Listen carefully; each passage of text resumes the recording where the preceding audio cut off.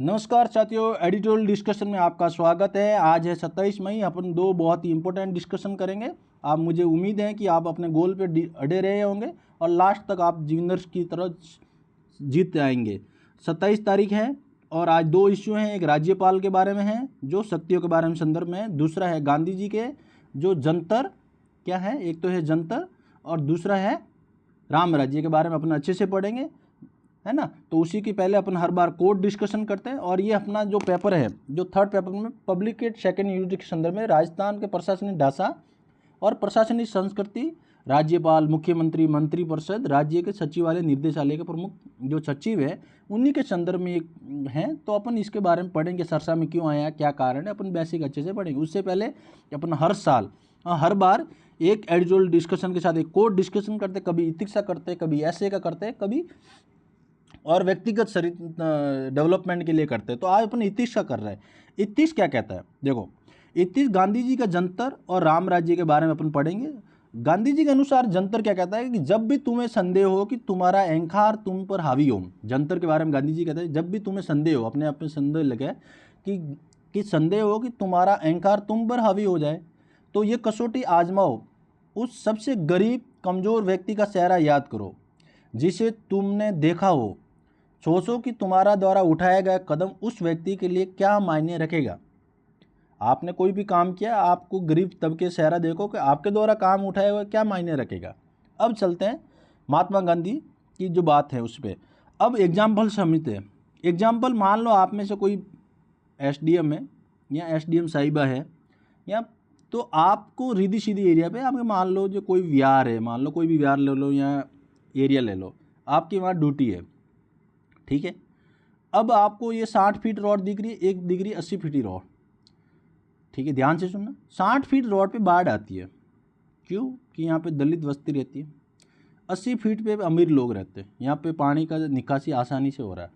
अब बाढ़ आई तो आपके सड़क बनाने के उद्देश्य, तो आपको उधर क्या सुनोगे, तो आप सबसे पहले क्या सुनोगे, गरीब कॉलोनी सुनोगे, बाढ़ जो पानी बर्बादी थी वहाँ पे सड़क बनाओगे। तो गांधी जी यही कह रहा है कि गरीब तबके का लोगों आपके द्वारा स्टेप उठाया गया कदम, उस पर क्या कदम प्रभाव करेगा।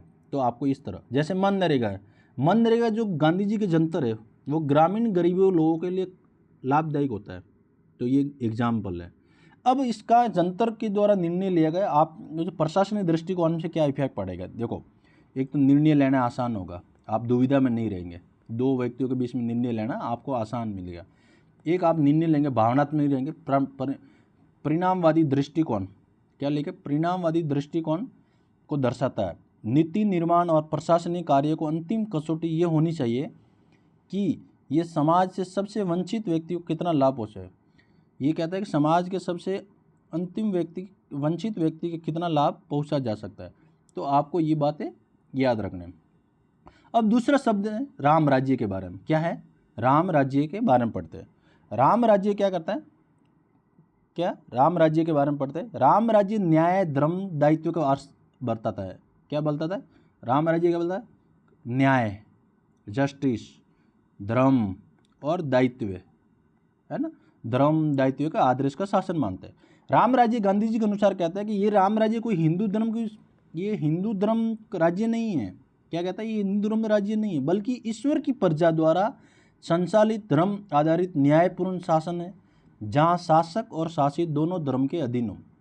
कहते गांधी जी के अनुसार राम राज्य कोई हिंदू धर्म नहीं है, हिंदू धर्म का राज्य नहीं है, बल्कि ईश्वर की द्वारा प्रजा, ईश्वर की प्रजा द्वारा संचालित धर्म आधारित न्यायपूर्ण शासन जहाँ शासक और शासित दोनों धर्म के अधीन हो। अब इसे एग्जाम्पल से समझते हैं कि भाई मान लो राम ने सीता को जनता के सवालों के बाद वनवास भेजा। राम ने सीता को जनता के सवालों के बाद वनवास भेजा। वह व्यक्तिगत पीड़ा पर राजधर्म को प्राथमिकता देते थे। उदाहरण, हालांकि आधुनिक नैतिक दृष्टिकोण से इसकी आलोचना भी होती है।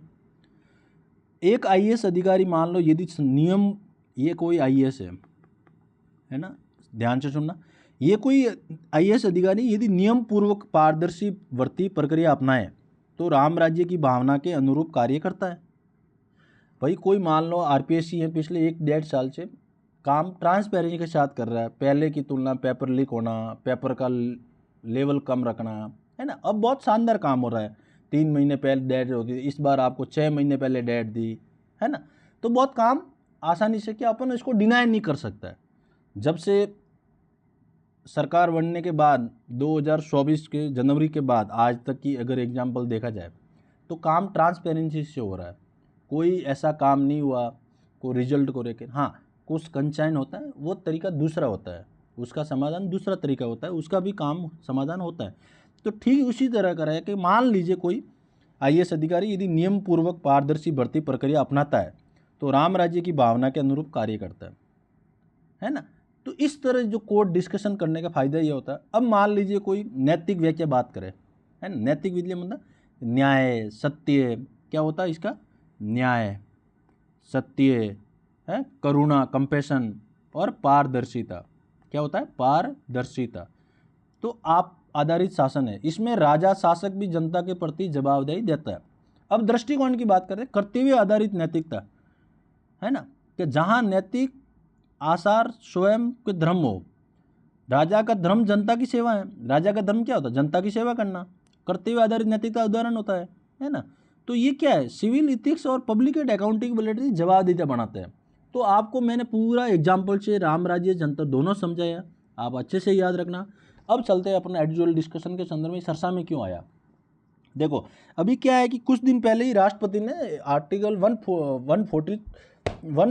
143 के तहत 14% पूछे सुप्रीम कोर्ट में, क्योंकि तमिलनाडु के संदर्भ में निर्णय दिया गया था कि भाई आपको 3 महीने के अंदर आपको ये बिल है जो स्वीकार करना पड़ेगा कि आपके पास राष्ट्रपति के द्वारा बोला है कि संविधान में ऐसा कहीं लिखा हुआ नहीं है, आपने कैसे निर्णय दिया।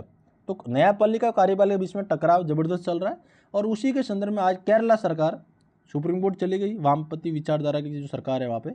कारण बताया जा रहा है कि वहाँ के जो कुलपति है राज्यपाल द्वारा तमिलनाडु केरल जो गैर बीजेपी राज्य सरकारों में ये मामला वर्तमान में उठ रहा है ना। तो यही कह रहे हैं कि भाई जहाँ जहाँ बीजेपी सरकार नहीं है वहाँ पर ये बहुत टकराव हो रहा है। इसका मतलब क्या है, राज्यपाल अपनी संविधान की भूमिका नहीं निभा रहा है। उसी के बीच में अब केरला सरकार भी चली गई है वहाँ पे सुप्रीम कोर्ट, और पश्चिम बंगाल तो पहले से गई, निर्णय चल रहा है वहाँ पे। घटनाएं बढ़ रही हैं जिससे संघीय ढांचा पे प्रश्न उठ रहा है। इस तरह संघीय ढांचा मतलब केंद्र और राज्य के बीच में संबंध को मजबूत करने की बातें होती है। इस तरह घटनाओं से तो संबंध मजबूत नहीं होते। अब क्या वो कुलपति जो नियुक्त करने की जो शक्तियाँ है किसके पास, राज्यपाल के पास, वो कम करने की बातें को लेकर सवाल उठाया जा रहा है कि जब भी छोटी छोटी बातें होती है बिल रोक के बैठ जाते हैं, यहाँ राष्ट्रपति के पास भेज जाते हैं। देखो अभी हाल ही में तमिलनाडु सरकार के अनुसार राज्यपाल ने RN रवि ने 21 में से 10 विधेयकों को बिना कारण लटकाए, फिर या तो लटकाए या फिर राष्ट्रपति के पास भेज दे। तो राष्ट्रपति के पास भेजने के बाद क्या होता है, कोई भी संशोधन भी कर देता है तो राष्ट्रपति निर्णय नहीं भी दे तो कोई दिक्कत नहीं, लेकिन राज्यपाल के पास अगर मान लो संशोधन करके भेजते तो राज्यपाल को स्वीकृत करना पड़ता। तो वो हालांकि से क्या है कि राज्यपाल अपने राष्ट्रपति के पास भेज देता है। कुछ विधेयक कई महीनों के लिए कोई कार्रवाई नहीं की जाती है। राज्यपाल विवेकाधीन शक्ति का प्रश्न उठाता है ना। राज्य सरकार का आरोप है कि राज्यपाल अपनी संवैधानिक सीमाओं से बाहर जाकर कार्य कर रहा है, सही बात भी है। निर्वाचित सरकारों को अवहेलना की जा रही है, अटकाना संघीय व्यवस्था का उल्लंघन हो रहा है ना। ये बात अभी सरकारों में सवाल उठ रहे हैं। अब आप लोग सवाल आया कि अनुच्छेद 200 और 201 के संदर्भ में टकराव होता है हमेशा, यहाँ दोनों एक ही काम करते हैं। न्यायपालिका इसके संदर्भ में क्या बोल रहे हैं, राज्यपाल के पास 4 विकल्प होते हैं। मान लीजिए कोई मान लो तमिलनाडु की सरकार है, इन्होंने बिल भेजा किसके पास, राज्यपाल के पास, ठीक है। अब राज्यपाल के पास कितने टाइप का अनुमति दे सकता है, 4 प्रकार के। पहला तो एक तो वो यस कर सकता है, क्या कर सकता है, यस। दूसरा वो रोक सकता है। तीसरा वो पुनर्विचार के लिए कर सकता है, क्या कर सकता है, पुनर्विचार के लिए काम कर सकता है। चौथा आपको वो रिजर्व करता है, क्या करता है, रिजर्व, है ना, ये याद रखना बात है। अब मान लीजिए कि पहला तो अनुमति दे दी, यहाँ रोक सकता है, पुनर्विचार के लिए रोका है, यहाँ रिजर्व किसके लिए, राष्ट्रपति के लिए करता है। याद रखना ये रिजर्व जो पॉइंट है ये राष्ट्रपति के लिए करता है, आर्टिकल 201 के भेजता है। अब पुनर्विचार के लिए संशोधन करने के लिए भेजा किसके, वापस तमिलनाडु के सरकार के पास।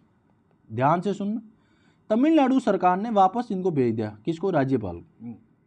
अब इस समय राज्यपाल इसको अनुमति देना बाध्यकारी हो जाता है कि भाई आपने जो गलतियां सुधारी हमने सुधार के वापस, अब कहाँ जाओगे। तो इस समय इस परिस्थिति से बचने के लिए क्या होता है, तो ये राष्ट्रपति के पास भेजा था। राष्ट्रपति के पास कोई ऐसा आदेश नहीं है, ऐसा संविधान में कहीं भी नहीं है कि राष्ट्रपति इसको अनुमति दे सकता है। तो याद रखना आर्टिकल 200 के तहत राज्यपाल के पास शक्तियाँ हैं, वो है 4 प्रकार की। पहला देना, नहीं देना, पुनर्विचार करना, रिजर्व रखना, जो 201 के तहत राष्ट्रपति के पास भेजता है। अब ये जो नीट वाला जो एग्जाम्पल है तो वहाँ पे भेजा हुआ है, उसी के संदर्भ में ये आर्टिकल 200 बात करता है। अब पढ़ते हैं 201 के संदर्भ में। क्या पढ़ते हैं? 201 के संदर्भ में। 201 के संदर्भ में राष्ट्रपति के पास शक्ति है। किसके पास? राष्ट्रपति के पास। अब राज्यपाल द्वारा बिल भेजा गया, किसके द्वारा? राज्यपाल, राज्य सरकार का। अब राष्ट्रपति अपने पास भेजे रहेंगे। कैसे? कि राष्ट्रपति के पास देना, मंजूरी देना, उसका मंजूरी देना दे सकता है। दूसरा, यहाँ मंजूरी नहीं दे सकता है, अवॉइड कर सकता है, बिल्कुल सही है। या फिर रिटर्न कर सकता है, पुनर्विचार के राज्य विधानसभा के पास भेजना। अगर मनी बिल ना हो, अगर मनी बिल नहीं है तो वापस भेज सकता है। वापस भेजने के बाद अनुमति राष्ट्रपति नहीं दे सकते, राज्यपाल देता है। अब याद रखना, जैसे तमिलनाडु सरकार ने नीट की परीक्षा वाला, क्या है? नीट की परीक्षा वाला के राज्यों को समाप्त करने हेतु, नीट की परीक्षा में राज्य में समाप्त करने हेतु विधेयक पारित किया। राज्यपाल उसे राष्ट्रपति को भेज दिया। राष्ट्रपति उसे मंजूरी दे सकता है, रोक सकता है, पुनर्विचार के लिए लौटा सकता है ना? तो इस तरह राष्ट्रपति के पास शक्ति है। अब मामला क्या हुआ कि तमिलनाडु की सरकार ने सुप्रीम कोर्ट में गई थी, तो सुप्रीम कोर्ट को निर्णय देते हुए आर्टिकल 142 का उपयोग किया। क्या क्या? आर्टिकल 142 ये कहते हैं पूर्ण जस्टिस। पूर्ण जस्टिस मतलब याद है? कंप्लीट। क्या होता है? कंप्लीट जस्टिस, है ना? तो आर्टिकल 142 कहता है कंप्लीट जस्टिस, मतलब सुप्रीम कोर्ट कहता है कंप्लीट जस्टिस, कोई भी आदेश या निर्णय दे सकता है ताकि पूर्ण न्याय सुनिश्चित किया जा सके, है ना? जैसे मान लो शक्ति सिर्फ सुप्रीम कोर्ट को ये प्राप्त होती है, न्यायालय अपने आदेश को लागू कराने के लिए किसी भी व्यक्ति, संस्था, सरकार को निर्देश दे सकता है, एक्स्ट्रा ऑर्डिनरी पावर माना जाता है। लेकिन राष्ट्रपति ने बोला कि आपने तो कहीं लिखा हुआ नहीं, 3 महीने में गाइडलाइन जारी कर ली, 3 महीने आपको निर्णय देना होता है राज्यपाल को, कहीं लिखा हुआ नहीं, ना 200 में ना 201 में लिखा हुआ। आपने किस आधार पे ये बोला? आपने तो एक्स्ट्रा ऑर्डिनरी मिस यूज किया इस पावर का, है ना? किसका? आर्टिकल 142 का, है ना? तो भाई आपने संविधान में लिखा हुआ नहीं है, आपने नया ही आदेश दे दिया आपको 3 महीने बस। सुप्रीम कोर्ट ने बोला है कि नहीं, जनता के द्वारा बनाए गए हितों कानून की हम मौलिक अधिकार के तहत व्याख्या करते हैं, संविधान की रक्षा करते हैं। आप लंबे टाइम तक कोई भी बिल नहीं दो, यहाँ तो आपको दिशा निर्देश देना चाहिए कि ये बातें है, नहीं तो फिर आपको 3 महीने में निर्णय देना। इसी आधार पर राष्ट्रपति द्वारा 14% पूछेगा, कार्यपालिका न्यायपालिका के बीच टकराव हो रहा है। अभी वो अंतिम निर्णय जब भी आएगा वो देखने को मिलेगा। वो आर्टिकल 143 के तहत प्रश्न पूछा गया और ये कंप्लीट जस्टिस। अब आपको दिमाग में आया कंप्लीट जस्टिस कहाँ कहाँ लिए जाते हैं? एग्जाम्पल याद रखना, पहले भी आपको समझाया, अभी भी समझा रहा हूँ। आर्टिकल जो राम जन्मभूमि है, मस्जिद है, दोनों को निर्णय दे। पहले राम मस्जिद, जब मस्जिद का मामला था, अयोध्या मंदिर बनने की अनुमति दी। साथ में 5 एकड़ मुस्लिम पक्ष के मस्जिद बनाने के लिए भी जमीन दिला दी। तो दोनों पक्ष को कंप्लीट निर्णय देने में भूमिका निभाई है। यदि किसी कानून कोई स्पष्ट उपाय नहीं हो, सुप्रीम कोर्ट को लगता है किसी को न्याय दिलाने के लिए विशेष आदेश देना जरूरी है, इस समय 142 का उपयोग होता है। अब आगे चलते हैं। संवैधानिक विशेषज्ञों की राय के फलीद नरमीन के अनुसार कहता है कि राज्यपाल नकारात्मक विधायक भूमिका नहीं निभानी चाहिए। राज्यपाल को इतना नकारात्मक कार्य, किसी को बिल को बैठ के यहाँ आगे भेज के ये सभी नहीं बनानी चाहिए, एक संवैधानिक विशेषज्ञों के अनुसार बोलता है। सोली शोरेबाजी बोलता है राज्यपाल का कर्तव्य है कि वो राज्य को सरकार के प्रति सम्मान बना रहे, कि जनता से सुन के आए सांसद, विधायक, तो उनके द्वारा बनाए गए कानूनों को अवहेलना नहीं करनी चाहिए। आपको उनके प्रति सम्मान दिलाना चाहिए, जिससे राज्यपाल के पद की भी गरिमा बढ़ती है। अब मैंने आपको ये समझाया। अब राज्यपाल, है ना, अब राज्यपाल के समाधान सुझाव की बात करें। भाई राज्यपाल की जो समाधान है, सुझाव की बात करें। ये कहता है कि राज्यपाल समाधान क्या होना चाहिए, इन दोनों के बीच में टकराव होता है विधायक और राज्यपाल में, तो समाधान का सुझाव दे रहा है। क्या दे रहा है? राज्यपाल की भूमिका पर स्पष्ट गाइडलाइन, जैसे अभी बोला ना, तमिलनाडु में निर्णय सुप्रीम कोर्ट ने है कि 3 महीने से ज़्यादा आप बिल नहीं रोक सकते, आपको निर्णय देना पड़ेगा, जबकि संविधान में नहीं लिखा हुआ है, लेकिन आदेश दे दिया। विधेयकों पर निर्णय की समय सीमा तय होनी चाहिए, जैसे ये मैंने ऊपर समझाया आपको कि विधेयकों पर निर्णय तय सीमा होनी चाहिए, 3 महीने, 30 दिन, 60 दिन, या फिर ऐसा कर सकते हैं कि जो बिल का वेटेज है उसके अनुसार तय करनी चाहिए। बिल किस आधार पर बन रहा है, क्या कारण है, कितना फायदा होगा, उस आधार पर निर्णय देना चाहिए। फिर तीसरा पॉइंट बताया, समाधान दे रहा है कि सांसद और विधेयकों के माध्यम से जवाबदेही होनी चाहिए, है ना। राज्यपाल सीधे जनता के प्रति जवाबदेह नहीं होता है, लेकिन वे निर्णय हो लेते हैं जो जनता की सरकार को प्रभावित करता है। क्या करता है, वे निर्णय लेते हैं जनता के सरकार को प्रभावित करता है। समाधान क्या होता है, राज्यपाल की कार्यपालिका की समीक्षा संसद विधानसभा के माध्यम से की जाए ताकि वे अप्रत्यक्ष रूप से जवाबदेही न बने। कहने का मतलब यही है कि राज्यपाल सीधे जनता से तो नहीं सुनता है, लेकिन सांसद विधायक सुनते हैं, तो आप उनका बिल रोक के बैठते हैं ना, तो उनके माध्यम से की जाए वो अप्रत्यक्ष रूप से जवाबदेही बने रहते हैं, है ना। तो आपका भी राज्यपाल बोलता है कि आप डायरेक्ट नहीं है, लेकिन आप बिल पारित करते हो तो जनता के बीच में आप भी जवाबदेही तय करते हैं कि राज्यपाल ने काम सही किया। अब चौथा पॉइंट बताता है कि राज्यपाल को भी जवाबदेही के दायरे में लाना आवश्यक होता है। समाधान बोलता है कि मान लो कार्यशैली और निर्णय के समीक्षा में ये कहता है राज्यपाल को जवाबदेही बहुत जरूरी है, कार्यशैली और लेकिन उनके निर्णय को सशक्त समीक्षा व्यवस्था करनी बहुत जरूरी होती है। संघीय संवाद की पुनर्स्थापना, ये कहता है कि संघीय फेडरल स्ट्रक्चर की बात करता है। ये कह रहा है केंद्र और राज्य के बीच में विश्वास की कमी बढ़ रही है, खासकर राज्यपाल भूमिका को लेकर। ये बोल रहा है कि विश्वास की कमी हो रही है। इसका समाधान यही निकालो कि केंद्र और राज्य की सरकारों के बीच में नियमित संवाद और समन्वय की पुण्य सशक्त बनना चाहिए। अगला पॉइंट ये कह रहा है कि समाधान के लिए केंद्र और राज्य के बीच में संवाद डायलॉग की प्राथमिकता प्रायोरिटी देनी चाहिए। राज्यपाल के माध्यम से केंद्र का हस्तक्षेप संघीय ढांचे को नुकसान पहुंचा सकता है। ऐसी व्यवस्था बनाई जाए कि सभी विवाद बातचीत और आपसी समझ के सुलझाया जाए। ये कौन कह रहा है, ये एक लेखक के द्वारा समाधान सुझाव बोला है कि आप तो राज्यपाल के आगे 5 नंबर प्रश्न आए कि केंद्र और राज्य के बीच में टकराव राज्यपाल को रोकने के लिए आप क्या सुझाव देंगे, तो आपको ये लिखना राज्यपाल की भूमिका के लिए गाइडलाइंस, विधेयक को निर्णय लेने समय गाइडलाइंस होनी चाहिए, है ना। सांसद विधायक को माध्यम जवाबदेही तय होती है, तो राज्यपाल भी अप्रत्यक्ष रूप से जवाबदेही तो होता है। राज्यपाल को जवाबदेही दायरे में लाना आवश्यक है। संघीय संवाद की पुनर्स्थापना जरूरी है। केंद्र राज्य के बीच में संवाद की प्राथमिकता दी जानी चाहिए। अब आगे चलते हैं, अपन राज्यपाल की बेसिक थोड़ी जानकारी पढ़ते हैं। बेसिक थोड़ी जानकारी पढ़ लेते हैं। बेसिक क्या कहता है कि देखो ये आर्टिकल कहाँ से कहाँ तक है, आर्टिकल 153 162 के तहत वर्णित किया गया है। महत्वपूर्ण संवैधानिक पद हैं जो राष्ट्रपति प्रतिनिधि होता है, जो ये राष्ट्रपति के द्वारा प्रतिनिधि के रूप में काम करता है। संवैधानिक इसका प्रमुख है। आर्टिकल 155 क्या कहता है, 155 कहता है राज्यपाल की नियुक्ति राष्ट्रपति द्वारा की जाती है। इच्छा अनुसार पद पर बने रहता है राष्ट्रपति के, कोई निश्चित कार्यकाल नहीं होता है, परंपरागत रूप से 5 वर्ष के लिए माना जाता है। मतलब राष्ट्रपति के इच्छा अनुसार राष्ट्रपति शायद तो हटा सकता है ना। तो बात आपको याद रखनी है। योग्यता एलिजिबिलिटी, भारत का नागरिक होना चाहिए, संविधान में लिखा हुआ है।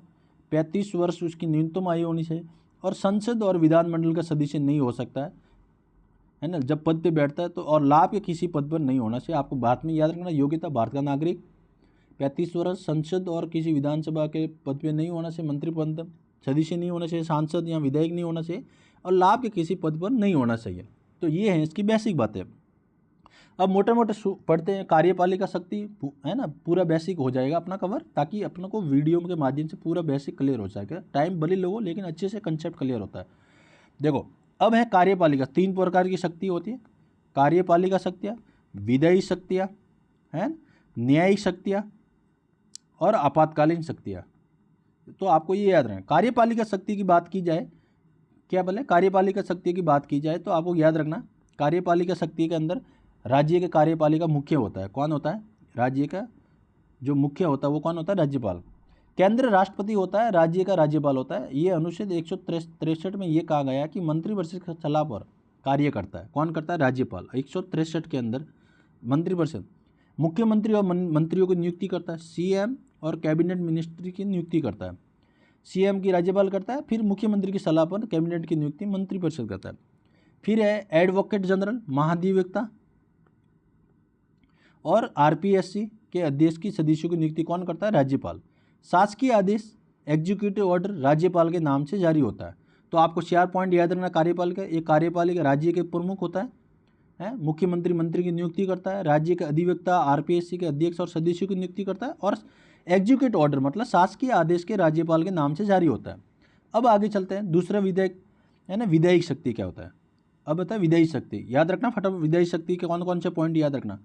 विधायी शक्ति में राज्य के विधानसभा द्वारा उद्घाटन सत्र बुलाना है, स्थगित करना है, अभिभाषण देना, भंग करना, ये क्या है इसकी विधि।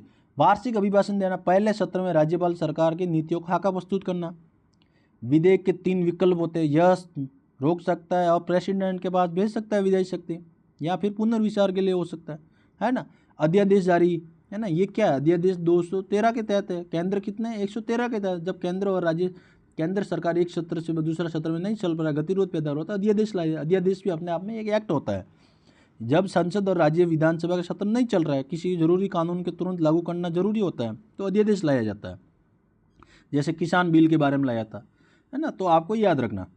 अब आपको ये बातें याद रखनी। साथ में न्यायिक शक्ति की बात करें, आर्टिकल 161 के तहत है। न्यायिक शक्ति में कौन आता है, न्यायिक शक्ति, न्यायिक शक्ति राज्यपाल के पास आर्टिकल 161 के तहत है। क्या क्या लिखा हुआ है इसके अंदर, है ना, जैसे राज्यपाल का समाधान शक्ति, है ना, दंड माफ़ी, सज़ा कम करना। लेकिन आपको याद रखना, जेल में कोई, मान लो कोई कैदी व्यक्ति राज्य कानून के अंतर्गत जेल में, राज्य सूची में निर्णय लेता है, ये केवल राज्यपाल माफ़ी दे सकता है। कोई कानून के अंतर्गत जेल में है तो राज्यपाल माफ़ी दे, लेकिन याद रखना फांसी की सज़ा और सैन्य न्यायालयों के द्वारा निर्णय दिए गए कैदियों को, उसमें इंटरफेयर नहीं करता है, उसके पास पाबंदी है, राज्यपाल राष्ट्रपति करता है।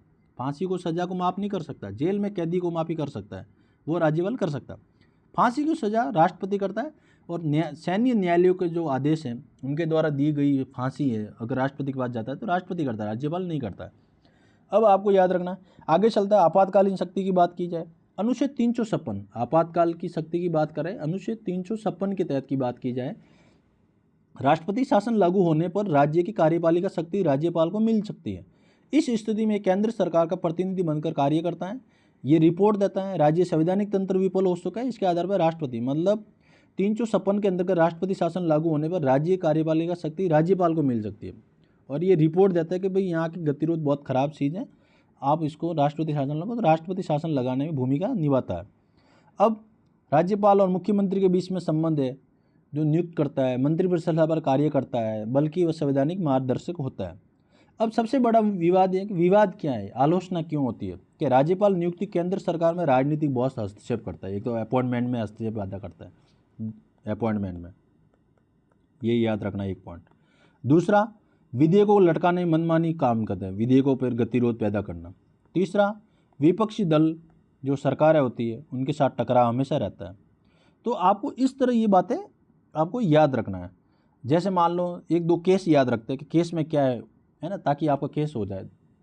केस भी देखो, भीमराव अंबेडकर के मामले में बात की जाए तो राज्यपाल को किसी राजनीतिक उद्देश्य के लिए नियुक्त नहीं किया गया है, ये एक संवैधानिक प्रमुख होगा, मंत्रिपरिषद सलाह पर कार्य करेगा। संविधान सभा की बहस हो गई थी, उस समय ये बोला कि ये कोई नियुक्ति राजनीतिक उद्देश्य नहीं, एक संवैधानिक प्रमुख होगा, इसलिए इनको नियुक्त किया जाता।